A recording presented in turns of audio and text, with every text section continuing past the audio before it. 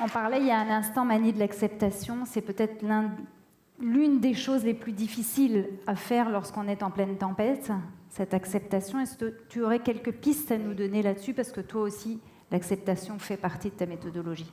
Alors, il y a deux phases pour l'acceptation. C'est-à-dire que moi, je pense profondément que les pensées reposent, l'état vibratoire des pensées repose sur l'état vibratoire du corps.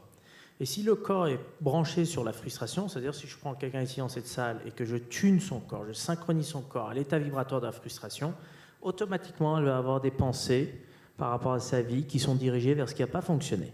Si on est en synchronise, c'est-à-dire on fait émerger l'état vibratoire de la culpabilité ou du regret, la personne va penser à toutes les injustices ou trahisons ou pertes qu'elle a eues dans le passé, ainsi de suite. Donc, en fonction de l'émotion qui parcourt ton corps, tu ne vas pas avoir les mêmes pensées. Donc je pense que c'est important de dissocier les deux pour après les réunir.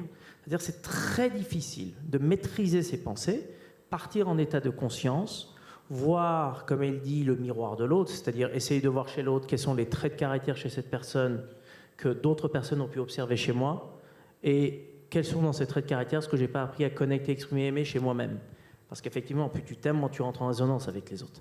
Mais ça, c'est possible que déjà, si ton corps, physiologiquement, il n'est pas en mode mal-être. Parce que si ton corps est en mode mal-être, c'est beaucoup plus difficile de tenir les rênes de son mental.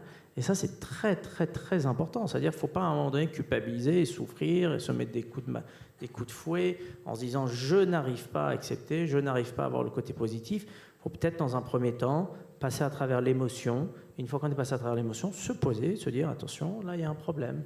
Effectivement, qu'est-ce que je n'arrive pas à accepter? Quelle est la perte que je n'arrive pas à accepter qui en provoque ça?